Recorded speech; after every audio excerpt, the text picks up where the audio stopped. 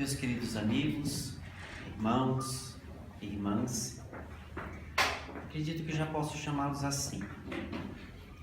O vínculo de amizade é um vínculo que nasce da convivência. O vínculo de irmão é um vínculo mais profundo, que nasce do amor. Se ainda não temos o amor um para com os outros, pela falta de convivência, mas temos amor ao Cristo. Por isso estamos aqui. Então somos irmãos. Hoje fechamos essa viagem que iniciamos há 4 semanas. O amor em nossas vidas. No meio teve uma parada. Na outra segunda-feira nós reunimos os grupos de estudo e falamos do amor em nossas vidas mais diretamente, da ação de Deus em nossas vidas. Mas na primeira fala falamos de Jesus, a nossa grande referência, nosso modelo e guia, conforme já está escrito na questão 625 do Livro dos Espíritos. O modelo mais perfeito, tipo mais perfeito que Deus nos enviou para ser modelo, certo? Aquele que nós temos que copiar e guia, seguir. E falamos de Estevão, quando mostramos alguém que já está pronto. É lá que nós vamos chegar. É o referencial que nós temos mais perto de como um homem consegue viver a mensagem do Cristo. Nós poderíamos trazer para cá Chico Xavier, que está mais próximo ainda, porque não viveu só como cristão, viveu como cristão e espírita. Mas fica para um outro momento. Depois falamos de Francisco de Assis, referência da casa, referência de amor pessoal que nós temos. Depois Clara, não tinha como separar o sol do amor e a sensibilidade do amor. E hoje nós vamos falar deste que nos envolve e que nos acolhe como mensagem viva do Cristo, o Espiritismo. Paris, numa fria manhã de abril de 1860. Allan Kardec, o codificador da doutrina espírita, estava exausto. Apesar da consolidação da Sociedade Espírita de Paris e da promissora venda de livros, escasseava o dinheiro para a obra gigantesca que os espíritos superiores lhe haviam confiado. A pressão aumentava. Cartas sarcásticas chegavam. Quando se mostrava mais desalentado, a esposa, Madame Rivail, entrega-lhe uma encomenda. O professor abre o embrulho e encontra uma carta de um encadernador de livros. E lê a carta. Senhor Allan Kardec, com a minha gratidão remeto-lhe o livro anexo, bem como a sua história, rogando-lhe, antes de tudo, prosseguir em suas tarefas de esclarecimento da humanidade, pois tenho fortes razões para isso. O autor da carta revelava que, desesperado, após a morte de sua esposa, planejou suicidar-se. Certa madrugada, buscou uma ponte. Ao fixar a mão direita para atirar-se às águas, tocou um objeto que se deslocou da murada, caindo-lhe aos pés. Surpreendido, viu um livro. Procurando a luz de um poste, leu: esta obra salvou minha vida. Leia com atenção e tenha bom proveito. Assinado A. Laurélio. O codificador desempacotou então um exemplar de Livro dos Espíritos, ricamente encadernado. Na página do frontispício, leu com emoção não somente a observação a que o missivista se referira, mas também outra: salvou-me também. Deus abençoe as almas que cooperaram em sua publicação. Joseph Perrier. Após a leitura, o professor Rivail experimentou nova luz a banhá-lo por dentro. Aconchegando o livro ao peito, raciocinava em radiosa esperança. Era preciso continuar. Desculpar as injúrias, abraçar o sacrifício e desconhecer as pedradas. O mundo necessitava de renovação e consolo. Allan Kardec levantou-se, abriu a janela à sua frente, respirou profundamente e, antes de retornar a caneta para o serviço costumeiro, levou o lenço aos olhos e limpou uma lágrima. A história diz que isso foi em abril de 1860. Nós ainda estávamos na 10ª edição do Livro dos Espíritos. Em 61 saiu a 12ª, definitiva, sem mais alterações. 1861, Livro dos Médiuns. 64, Evangelho segundo o Espiritismo. 65, Céu e Inferno. 68, a Gênese. 69, Kardec desencarna.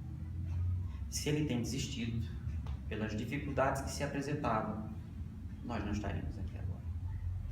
E talvez estivéssemos no vale dos suicidas. O Espiritismo, eu poderia usar muitas palavras para uma definição. E aí aqui talvez comece a nossa interação mais direta. Eu vou dar 1 minuto para que vocês definam o Espiritismo. Se estivéssemos num ambiente de curso, nós íamos dividir em grupos, se reunir, entregar uns textos e depois os grupos apresentariam uma definição. Infelizmente não podemos fazer isso. A conversa é de mim para com o seu coração. É o seu coração. Porque enquanto tentamos definir o Espiritismo com o cérebro, teremos algumas dificuldades e seremos ótimos intelectuais, mas o Espiritismo não nos terá tocado. Dou um exemplo. Hoje nós falamos no grupo de estudo que a ideia de que existem 3 caminhos para se conhecer a doutrina espírita, eu até diria para conhecer o Evangelho. Aqui na frente, a senhora vai ter que ficar perto de mim, aqui não tem jeito.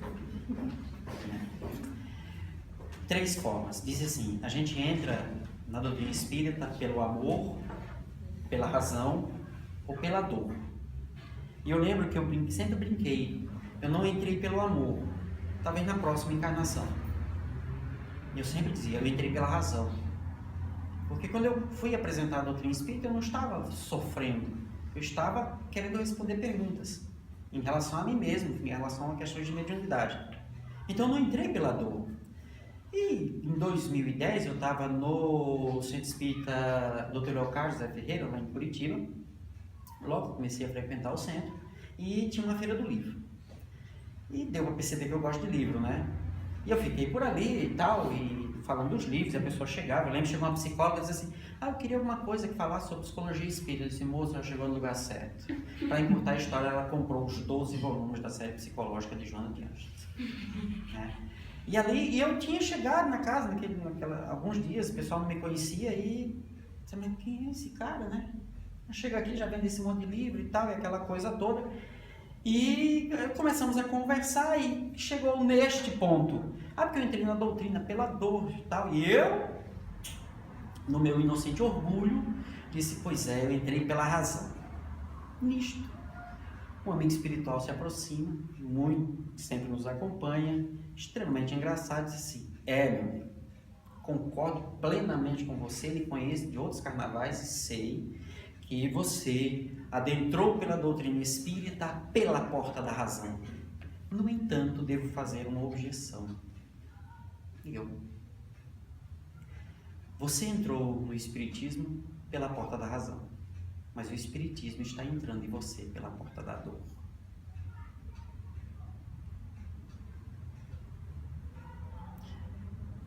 Minha esposa disse: poucas situações eu fico calado. Esta foi uma delas. E aquilo me fez pensar profundamente durante bastante tempo. E quando eu peço, vamos pensar com o coração, é porque a razão não é suficiente, não é suficiente para abarcar tudo isso. É como tentar entender Deus. Na pergunta número 10 do Livro dos Espíritos, Kardec pergunta: será dado um dia o homem conhecer o mistério da divindade? Os Espíritos respondem: não, ponto e vírgula. Falta ali para tanto um sentido. Não é um não definitivo. Falta um sentido. Tem um sentido, você vai compreender a natureza íntima de Deus. Pergunta 11ª. Será dado um dia o homem, então, entender? Sim, quando ele não for mais obscurecido pela matéria e por sua perfeição se aproximar a Deus, aí ele vai ver e entender. Eu me desobscureço, eu entendo Deus, eu compreendo Deus. E aí eu fui me questionar, que sentido é esse que nasce com a purificação? Simples, o amor. Quanto mais você ama a obra divina, mais você entende ela, mais você percebe Deus. Por isso que Jesus era assim. Porque neste planeta ninguém nos amou tanto quanto Ele. Por isso é modelo e é guia. E eu queria que vocês me dessem, vamos supor que eu estou lendo o pensamento de vocês, uma definição de espiritismo. Só que antes de tentar, eu tenho algumas regras. A primeira é, definição não é exemplo. Ah, o que é uma cadeira? Bom, cadeira é tipo assim, a gente senta. Não é para que ela serve. Também não é o que ele faz. Definição é o que é. Defina mesa, objeto utilizado para se pôr coisas em cima. Eu disse o que era? Disse. Ah, tem um outro detalhe. Dependendo da área de conhecimento, nós teremos definições diferentes. E quando nós temos definições diferentes, quem já fez TCC de especialização, de mestrado, doutorado, vai entender muito bem o que eu estou falando. A gente diz assim, na perspectiva X, porque eu tenho que dizer que a definição é daquela área do conhecimento. Certo? Se eu perguntar o que é uma mesa na perspectiva de um carpinteiro, é essa a definição.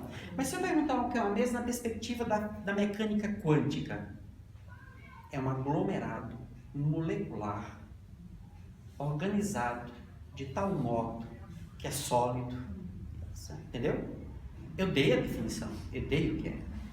Quando eu vos pergunto ao coração, defina espiritismo, eu estou perguntando ao seu coração, o que é para você espiritismo? Na sua perspectiva.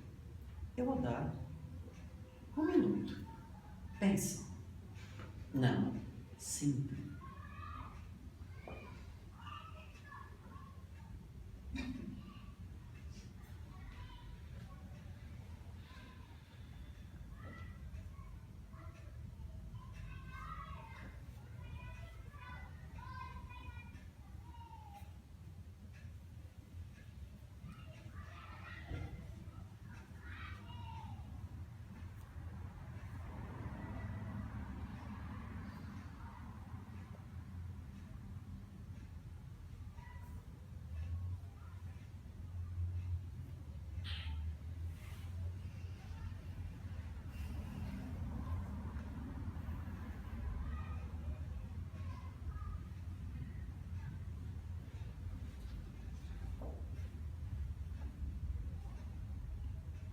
Muito bem.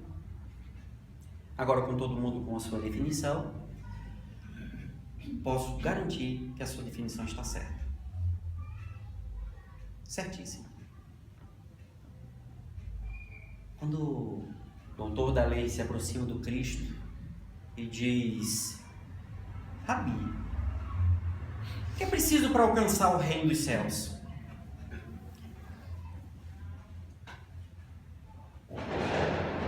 Está escrito na lei. Como há leis. Quer dizer, o que está escrito lá que tem que ser feito para ganhar o reino dos céus? Como é que você entende? Faça isso e viverá. Eu peguei outra resposta para juntar. Isso é espiritismo para você? Põe em prática. Fazendo um pequeno parêntese. Kardec define o espiritismo, e talvez essa seja a nossa referência, talvez não, é a nossa referência, de uma forma extremamente interessante. Ele diz que o espiritismo é uma ciência, ponto. É uma ciência, ponto. Em dezembro de 1868, ele morreu, desencarnou em março de 69. Em dezembro de 68, ele diz: o Espiritismo é a religião por excelência. Até ali ele disse que não era. Porque ele está dizendo, não é uma religião porque não tem templo, não tem hierarquia, não tem catecismo, regra, não tem essas coisas. E ele vai dizer que filosoficamente é religião por excelência. Ele não está nem vendo a definição grega de ideia de religião. Porque muitas vezes a gente escuta a ideia de religião vem do latim, que significa religar e tal. E antes de existir latim, então não existia religião. Vê que a palavra é só para dar um sentido. E ele diz que filosoficamente é a religião por excelência, porque filosoficamente, a ideia filosófica que Kardec adota é a ideia de uma estrutura racional, de pensamentos sistematizados, organizados e tal. Então, não é uma religião cega, é uma religião raciocinada. E é por excelência porque não nos vincula a nada, nem a ninguém, nem ao próprio Espiritismo. Porque o problema é eu com Deus. O Espiritismo é um caminho que eu escolho para saber como me conduzir. É uma ciência, ponto. E muitas vezes, eu escuto dizer assim, o Livro dos Espíritos tem a filosofia espírita. O Livro dos Médiuns tem a ciência espírita. Quem diz isso não leu a introdução do Livro dos Médiuns. Para falar a verdade, nós geralmente não lemos a introdução, né? Não sei se acontece com vocês. Comigo aconteceu durante muito tempo. Quem me ensinou a ler a introdução foi Emmanuel. Porque as introduções dos que Emmanuel escreve nos livros merece. A FEB é uma coisa que um dia, se eu chegar a conversar com o pessoal da FEB, pega os livros que Chico psicografou, seleciona os prefácios de Emmanuel. Ali nós temos um manancial de informações fantásticos. O Haroldo, que é um estudioso profundo da obra do Emmanuel, quantas palestras já viu o Haroldo fazendo onde ele pega o texto de Emmanuel do livro? Ele falou sobre mediunidade numa conferência espírita aqui no Paraná, que era sobre mediunidade. Ele pegou o livro nos domínios da mediunidade, mas ele não leu nada do livro, ele leu a mensagem de Emmanuel. E quando eu descobri isso, eu estou perdendo muita coisa, não posso perder, tem que aproveitar tudo isso. Kardec diz assim: depois de apresentarmos a estrutura filosófica desta ciência no Livro dos Espíritos, apresentamos neste a parte prática. Então, o Espiritismo é uma ciência. A sua estrutura filosófica apresentada no Livro dos Espíritos. E o seu entendimento para se preservar dos perigos e dificuldades no Livro dos Médiuns.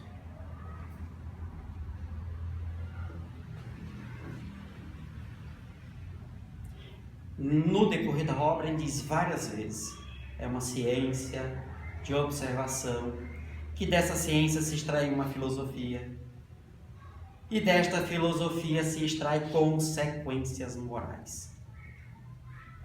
Então ele tira os fenômenos, analisa os fenômenos, sistematiza os fenômenos, extrai a essência da ideia dos fenômenos e diz, tem todo um manancial de informações aqui. E esse manancial de informação, quando nós o compreendemos, quando nós o entendemos, quando nós transformamos em vivência, nós geramos uma alteração comportamental das nossas existências. Isso é uma transformação moral. Isso é a religião por excelência. Então, essa é a forma como Kardec, de modo objetivo e de modo geral, nos define a doutrina espírita. Por óbvio que as nossas características de personalidade nos aproximam de uma dessas três, certo? De um dos três. O problema é que se você tirar um dos três, você quebra a doutrina. Porque se você ficar só no aspecto filosófico, você não vai entender de onde saiu aquilo.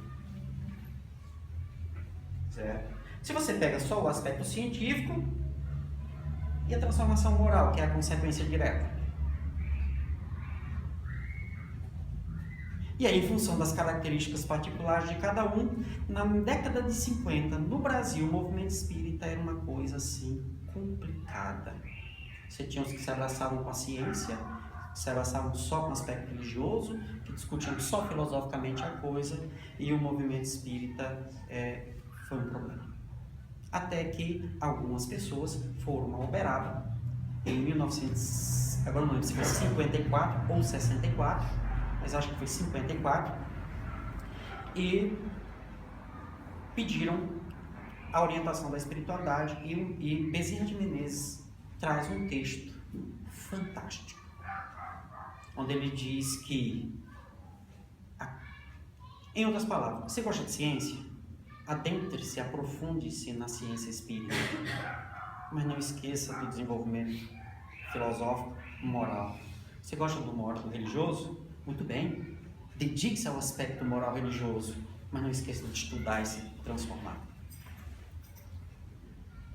Aí ele diz, a unificação é uma necessidade urgente, mas não pode ser feita apressada.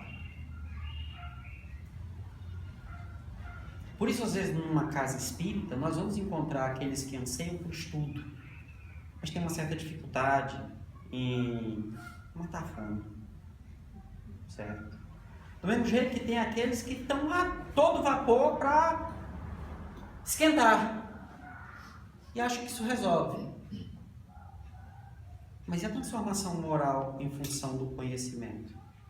Por isso a necessidade do equilíbrio entre todas essas coisas. Então, de um modo geral, é assim que Kardec nos apresenta a doutrina espírita. Por isso que, muito provavelmente, a definição que você me deu pelo pensamento se aproxima de uma dessas três. Muito bem.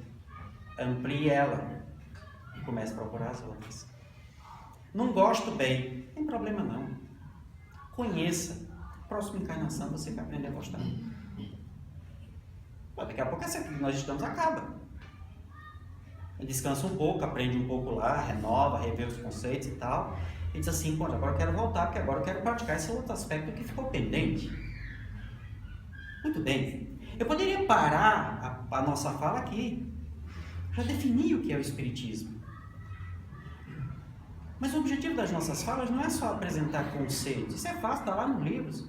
Eu podia pegar o e-mail, todo mundo, o celular todo mundo, formar um grupo no WhatsApp e mandar uns tópicos. Ó, lê isso em casa e tal. Resolve, você vai ter contato com as informações. Não falei nada aqui que não está lá na obra. Disse as datas, disse o local, disse o capítulo. É só procurar. Enzio, como é que eu ponho isso em prática? Esse que é o nó da questão. Kardec perguntou, questão 919, todo mundo sabe disso. Qual é o meio mais prático, mais fácil de se evoluir nessa vida e de resistir às tentações do mal? Um sábio da antiguidade já vos disse, conhece a ti mesmo. 919, sabemos a importância dessa máxima. O problema é Santo Agostinho. Como é que faz isso? Fazer como eu fazia quando estava encarnado. Muito bem. Para fazer essa análise, aí vejam, nós falamos do Espiritismo, agora nós vamos falar do Espírita. Eu vou me apropriar esse texto anterior que eu li, que muita gente conhece e se conta nas palestras e tal. Às vezes o pessoal me diz onde é que está o texto, né? Aí o historiador sai que nem um louco, garimpando onde é que estão os textos, né? Esse é um texto de Hilário Silva. Está no livro Espírito de Verdade. Espírito de Verdade. Para essa outra análise, a nossa fala de hoje, eu vou pegar um texto do Albino Teixeira. Esse texto foi psicografado em 1973. Foi publicado na Revista Espírita, né? E depois foi publicado no livro Caminho Espírita. Eu nasci em 71, então eu não li na época que foi publicado. Mas eu fui num centro lá em Natal. Eu estava assim, pensando nas minhas imperfeições, tinha começado a estudar a doutrina espírita, e bate uma dor na consciência, né? Você começa a ver, eu não devia ter feito, tal, aquela coisa toda. Eu fui no centro lá, com os amigos. E eles tinham o hábito de colocar revistas reformadoras nas cadeiras. E eu olhei assim, como historiador, eu procurei onde tinha uma veinha, né? E eu achei lá no final, assim, tinha uma lá sem capa, toda virada, e aquela que eu vou sentar. E quando eu sentei, era o número de reformador de 1973. Eu começo a olhar. E quando eu olho, assim, no cantinho, tinha assim, presença espírita. Albino Teixeira. Nunca tinha ouvido falar nesse nome. E eu comecei a ler a questão. Só para vocês terem uma ideia. Eu vou ler uma frase lá do meio, para contar uma coisa. Ele diz assim: não censura, abençoa. Como bom historiador, eu roubei a revista. É fonte histórica. É fonte histórica. Você sabe quantas vezes eu levei essa, eu fiz cópia? Em quantos centros eu distribuí essa mensagem? Acho que mais de 500 que eu fui. Chegaram e disse: ó, reproduz e entrega para o povo. Reproduz e entrega para o povo. E reproduziram, né? E eu tinha 19 anos, estava no serviço militar. Isso nessa época, né? E eu, com a revista debaixo, na mochila, né? Eu tinha lido e disse: tá, ali tá, eu estava pedindo, eu queria um roteiro, ali está dizendo, faz isso, faz aquilo, não faz isso, não faz aquilo. E eu comecei a ler a mensagem. Quando chegou nessa parte, eu guardei e disse: eu vou treinar isso agora.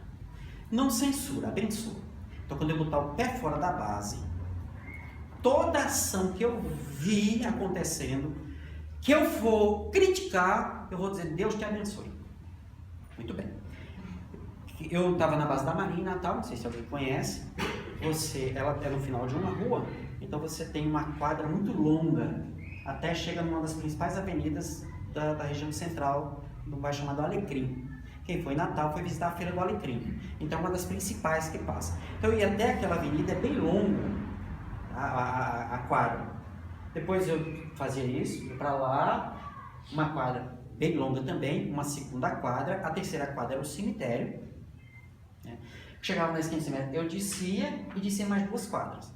Então não era coisa longe, não era muito longe. E eu saí caminhando. Quando eu cheguei na calçada, passou um motoqueiro assim, a mim. E eu disse: Deus abençoe. Deus te abençoe. Eu continuei caminhando, cheguei até o final da quadra. Dobrei, fui até o final da outra quadra. Quando eu cheguei na esquina, que é a terceira do cemitério, eu parei e disse assim: Senhor, eu sou um monstro. Eu tinha dito 16, Deus te abençoe.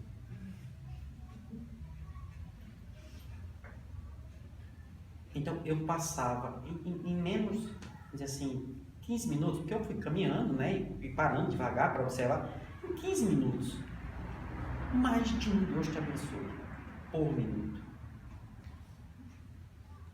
Naquele dia eu não li para a minha vida, eu li para a vida dos outros. E aí nunca mais eu me afastei desse texto. Hoje, para falar de espiritismo, para falar de como viver o espiritismo, claro, quem é que pegava a presença espírita? O livro é Caminho Espírita, tá certo? E não tem só essa surra que o Albino Teixeira dá, não. Tem outros lá no livro. Essa aqui é mais sutil. Ele diz assim: o espírita que entende a doutrina, que aceita, que entende e aceita, se eu tinha adentrado pela doutrina, pela razão, eu tinha entendido. Mas se a doutrina teve que entrar comigo pela dor, é que eu não a tinha aceitado. Aceita quando não precisa mais perdoar o outro. Porque eu já tenho tal compreensão sobre a realidade, a nossa realidade enquanto seres que estão reencarnando para corrigir os próprios defeitos, que eu não preciso mais perdoar. Isso não significa que eu não me magoe ainda. Ainda não chegou nesse ponto. Mas chega um ponto de não precisar mais ter que pensar numa ação de perdão para com o outro. O espírita que entende a doutrina, que aceita, ergue-se de manhã, quando o dia flameja. Quando começa o dia. Acordei. Não necessariamente desse jeito. Essa época de frio é complicada, né? Tanto que ele não colocou acorda rindo. Não. Quando acorda, quando o dia começa, ora e agradece a Deus o privilégio santo de poder trabalhar no corpo a que se acolhe. Você só vai ter noção do quanto vale a sua encarnação hoje, quando você chegar do lado lá e pensar assim: está na hora de voltar. Aí vamos pensar o seguinte. Você quer voltar. Aí você diz, tá, eu vou procurar a pessoa que eu quero ser espírita, né? Então eu quero nascer no ar espírita. Qual é a média de filhos de espíritas hoje? Levando em consideração que Deus está aproveitando aqueles que podem mais para mandar aqueles que precisam mais, e levando em consideração que você vai sair daqui bem, que você está aprendendo todas essas coisas, vai melhorar até desencarnar, então você não é dos que vai precisar mais.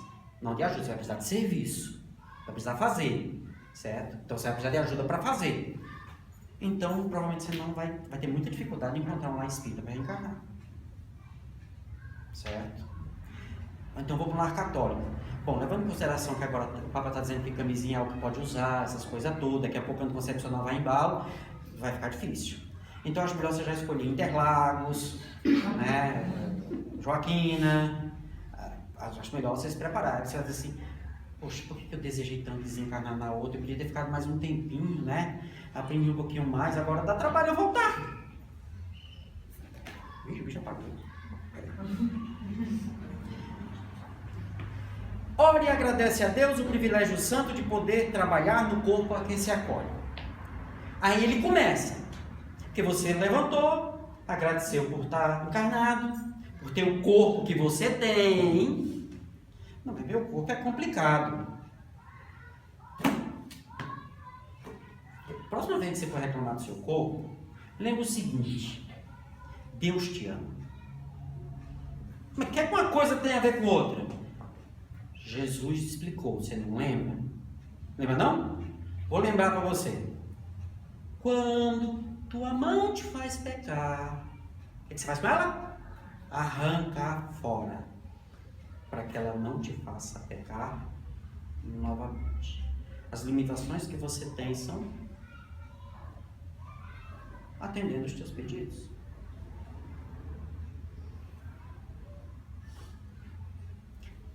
Aceita que dói menos. Aí ele começa. Se ouvir o mal, fala o bem. Ajusta-se ao dever, cumprindo a obrigação que a vida lhe assinala. Ah, detalhe. Eu já fiz análise desse texto para grupos de jovens evangélicos e católicos. Aí eu só troquei uma palavra. Quando o cristão que entende o evangelho e o aceita, foi uma maravilha. Ah, só lembrando, se houve o mal, fala o bem. Ajusta-se ao dever, cumprindo a obrigação que a vida lhe assinala.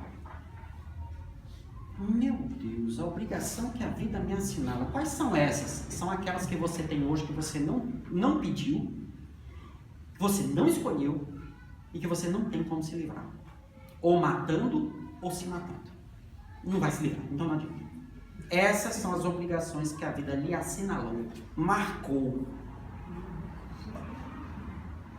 Ajusta-se ao dever, cumprindo a obrigação que a vida lhe assinalou.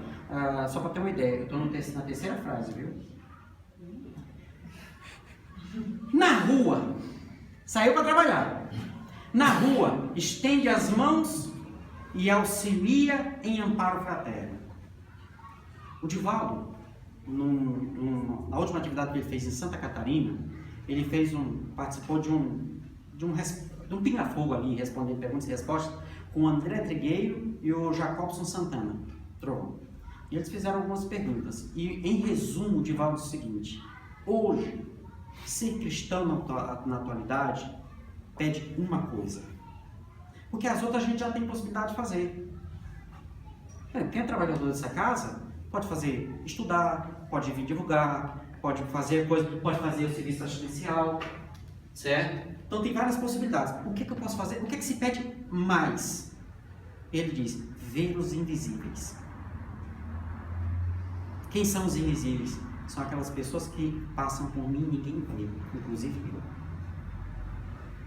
Mas eu não estou falando do desconhecido da rua. Eu estou falando da pessoa que varre a sala onde você trabalha. E que chega e você diz: bom dia, bom dia, bom dia. É um invisível, você não viu. Porque você viu alguém. Não, você não viu. Na hora que você vai ver um espírito reencarnado em um processo evolutivo. Quando você olhar para ele desse jeito, levando em consideração que na próxima encarnação pode ser sua mãe, pode ser sua filha. Ver os invisíveis. Esse é o pedido do momento. Agora complicou, porque na rua a gente faz isso. Em casa, forma a paz que auxilia e constrói. Viu, meu amigo? Isso serve para mim, eu estou falando para mim, certo? Claro. Prejudicado, esquece.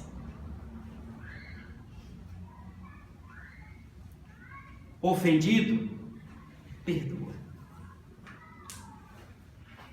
Hoje eu dizia lá no Interlagos para as senhorinhas, né? Disse, olha, todo mundo aqui é filho de Deus? Claro, né? Quando se fala isso, a nossa resposta é instantânea. Sim. Se todo mundo é filho de Deus, o outro é teu irmão. Quando o filho do teu vizinho faz alguma coisa ruim na tua casa, o que tu faz? Vai reclamar com quem? Com ele? Tu sabe que não resolve, porque ele é uma desgraça, uma praga. Você vai reclamar com o pai dele. Então, quando qualquer pessoa fala mal de você ou fizer alguma coisa que você entenda que é um mal, reclame com o pai dele. Quem? Deus. Comece a olhar nessa perspectiva e nós começaremos a nos incomodar menos com o mal que nos ocorre quando esse mal é fruto de outro ser. Não importa quem. Prejudicado esquece, ofendido perdoa. Não censura. Não discute, realiza. Próxima vez que você entrar num momento que isso vai descambar numa discussão, antes de dizer qualquer coisa, né? Quando ele pega a água do silêncio lá do nosso lar, lembra? Né? Antes de fazer qualquer coisa, responda. Você quer ter razão ou quer ser feliz?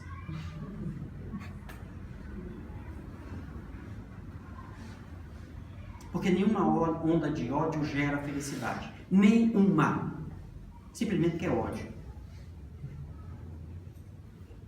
Ponto. Lei da natureza. Isso não é religião, isso é física quântica. Ponto. Não discute, realiza. E nem pergunta, serve. Ontem, quando a gente estava voltando lá do trabalho da sexta-feira, eu disse pro pessoal, olha, se algum dia você se queixar ou estiver cansado por causa desse serviço, lembra da história do Divaldo. Divaldo disse que certa feita, por volta das 2 horas da manhã, ele estava cansado. Já tinha atendido não sei quantas pessoas, chegou uma velhinha com um papel, agora não lembro se era de água de luz, se era de luz ou se era de água. Ele disse, Divaldo, eu vim aqui para ver se o senhor pode me ajudar a pagar essa conta. Porque eu fui falar com o doutor fulano disse que eu vim aqui para o senhor me ajudar. Aí ele ficou furioso por tudo que ela disse. Primeiro, aquela hora da madrugada, isso não tinha como pagar a luz naquela hora, se viesse de manhã, né? Segundo, aí tem o outro, tem que fazer caridade pelo outro, porque o outro não ajudou, não era uma conta, já tem que mandar para ele. E dessa reclamação toda, Joana lhe aparece. E diz, o que foi, meu filho? Eu disse, Joana, você sabe, né, essa senhora, isso não é hora de pagar a conta e tal. Eu disse, meu filho, é o seguinte, essa é fulana, né, ela mora em tal lugar, fez a inscrição, e ela é uma pessoa muito querida de Jesus e tal, e ela estava nessa situação, que amanhã vão cortar a luz dela, e ela pediu a Jesus ajuda, ela se recorreu de quem podia, Jesus. E o anjo de guarda dela foi até Jesus, né, e disse, Senhor, dona fulana lá e tal, disse assim, não, vamos fazer o seguinte, deixa eu pegar o livro da vida, ver quem está escrito no livro da vida, que o livro da vida, segundo a tradição, é o livro dos servidores. Lá, ela está lá, perto do pau da lima e tal, tem o Divaldo. Ela conhece o Divaldo? Não, ela não conhece o Divaldo. Mas ela conhece quem que conhece o Divaldo? Conhece o fulano. Então é o seguinte, intui ela para ir o fulano, intui o fulano para mandar para o Divaldo. Tá vendo, meu filho? Ela está vindo até você porque você era a única pessoa nesse momento que podia ajudar ela, atendendo a orientação do Cristo. Minha senhora, qual é mesmo o problema? Nilson, Nilson! É. Quando alguém está aprendendo uma lição, certo? Por exemplo, a lição de entender que magoar o outro é algo que contraria as leis divinas, aí a espiritualidade vai dizer assim, mas você precisa aprender isso, mas para isso você vai ter que magoar alguém. Ah, então escolhe como é seu nome? Silvia. Escolhe a Silvia, ela estava estudando as suas palestras do Enzo, estava lendo o Evangelho, ela já entende que isso vai acontecer e que ela vai se magoar, mas ela não vai nem precisar perdoar, porque ela já entendeu essa coisa, né? E aí ela encontra com uma Maria, que está né? E dá de cara com a Silvia e descarrega tudo. A Silvia, ai Silvia, me dá paciência, porque se não der força eu mato. Né? E tudo bem, e 2 semanas depois, a Maria está lá na fila do passe, e quando entra, é a Silvia que abre o passe. Eu me lembrei agora do filme Nosso Lar, quando André Luiz vai olhar quais foram as 2 pessoas que rezaram por ele no filme.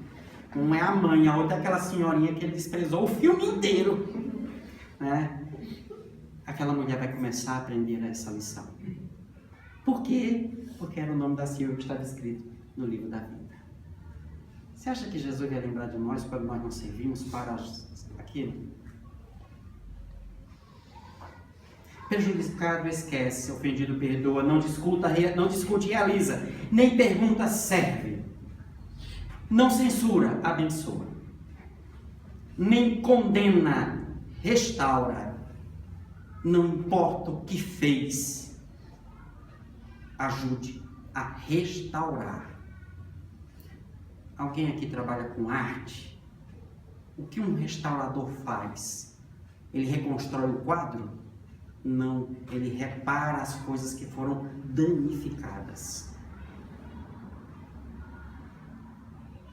Nós estamos em processo de restauração. Ainda somos frágeis. A pancada vem, a gente sente e cai. Só que a gente não fica mais no chão. Nós levantamos. E machucado a gente continua e vem para o trabalho, vem para o serviço. Como o Chico foi para o Pinga Fogo, o momento mais importante da divulgação do espiritismo no Brasil. O Pinga Fogo em 1971. Com crise renal. Quem já passou por isso sabe o que eu estou falando. E o serviço foi feito. Por isso o Chico é Chico. Todo mundo quer ser Chico, mas não quer passar pelo caminho, né? Tem essas coisas no meio da história, viu? Desce para ajudar sem tisnar-se na sombra. Levaram o Chico para um bordel. Se fosse eu tinha me acabado aquela noite. Não. Quando o pai dele olha, tá lá ele rezando. Botou a para rezar. Ele foi a um bordel e não se contaminou. Aí nós sonhamos desencarnar. Nós que já estudamos e tal, né? A gente vai desencarnar, vai para nosso lar, porque é Aparecida. Chegou lá, depois que tudo se resolver, aí eu quero me juntar com um grupo para vir para cá, para atender as pessoas. Aí o primeiro serviço, festa de São João, do outro lado da rua, quentão, o povo bebendo, os eflúvios, aquela coisa toda. Você sai carregado. Você desceu para ajudar, mas tornou-se na sombra. Porque você ainda não conseguiu trabalhar toda a sua sombra. E o que é sombra? Série psicológica de Joana de Anjos, começando por Jesus e a atualidade, terminando por triunfo pessoal, viu? São 12 livros. Começa agora, na próxima encarnação é terrível. Alteia-se na luz, mas apaga-se humilde por saber-se instrumento a serviço do Pai. Sobe, mas não se torna grande, porque fica igual ao outro. Lembra semana passada a empatia que Clara ensinou? Ela navegou entre os maiores, Francisco, e os menores, leprosos. E todos se sentiam acolhidos. Reparte do que tem sem reclamar louvores. Corrige levantando e educa amando sempre. Tolera sem revolta as provações que o ferem, transformando em bondade o fel das próprias dores. O espírito onde está faz com que tudo brilhe, aperfeiçoa, melhora, engrandece e progride. De alma no entendimento harmônico e profundo. De alma é na compreensão dessa harmonia universal. Faz-se fonte de amor para os males da vida. De quem? Desde quando a fonte bebe da própria água?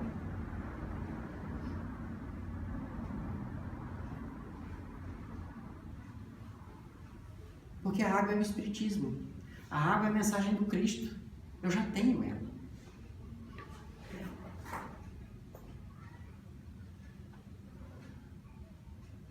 Faz-se raio de sol para as trevas do mundo. Por isso o Espiritismo é a imortalidade do amor. No estudo do Livro dos Espíritos, nós começamos a entender e compreender que hoje, nos dias da atualidade, a principal lição que nós precisamos mastigar é a compreensão sobre a imortalidade da alma. Nós já sabemos em teoria, mas ainda não conseguimos viver isso. Ainda não conseguimos viver isso. É só fazer a seguinte questão: se eu desencarnar agora, como, em tese, eu vou despertar do lado de lá? Não, essa é fácil de responder, do jeito que você dormiu aqui. Até hoje comentava com as senhoras lá, que eu estava dizendo, eu estou falando, estou com sede e tal. Se eu morrer agora, na hora que eu acordar, eu vou acordar com sede. Isso é reflexo ainda dos primeiros momentos e tal, essa coisa. Isso é natural. Isso vai passando, você assume as condições de lá e tudo bem. Uma outra pergunta. Quando você acordar lá, por acaso você vai se preocupar como as coisas ficaram aqui? Se você vai se preocupar como as coisas ficaram aqui, você vai se preocupar com o quê? Com o quê e com quem? Com seu marido? Sua mulher? Seus filhos? Foi isso que André Luiz fez. Sabe o que aconteceu com ele? Quando ele volta, ele descobre que ele não tinha nada, ele tinha irmãos. Tanto que o capítulo 50 do Nosso Lar é cidadão de Nosso Lar. Ele deixou de ser um cidadão do Rio de Janeiro para ser um cidadão do Nosso Lar. Ali ele tinha desencarnado, ele saiu da encarnação. Ele viu a esposa não como minha esposa, mas como a minha irmã, que precisa de ajuda. Como o outro, como o meu companheiro que cuidou daquela que era minha esposa, cuidou dos meus filhos. Então, rompe-se os títulos, marido, mulher, pai, mãe, e permanecem os vínculos reais. É importante perguntar isso, porque quem garante que nós não vamos encarnar na hora de sair ali? Você vai deixar para pensar isso quando chegar lá? Quando chegar lá, você vai ter outras preocupações. Bem maiores, bem maiores. Eu vou estar me preocupando como é que confia naqueles que ficaram. Assim, diz Casimiro Cunha, para a gente fechar, no livro Parnaso de Além Túmulo, título do poema, Espiritismo. Diz ele: Espiritismo é uma luz gloriosa, divina e forte, que clareia toda a vida e ilumina além da morte. É uma fonte generosa de compreensão compassiva, derramando em toda parte o conforto da água viva. É o templo da caridade, em que a virtude oficia, e onde a bênção da bondade é flor de eterna alegria. É árvore verde e farta, nos caminhos da esperança, toda aberta em flor e fruto de verdade e de bonança. É claridade bendita do bem que aniquilou o mal, o chamamento sublime da vida espiritual. Se buscas o Espiritismo, norteia-te em sua luz. O Espiritismo é uma escola e o mestre amado é Jesus. A partir de agora, não podemos mais nos dizer órfãos do amor do Pai, porque sabemos que Ele nos ama, cuida de nós e hoje conta conosco para sermos seus instrumentos para a nossa própria e para a evolução dos outros.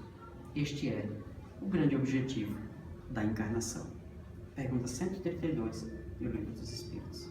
Saiamos daqui e vamos agir em nome do amor, isto é, em nome do Pai, em nome do Filho, em nome do Espírito Verdade, que está aqui. Muito obrigado.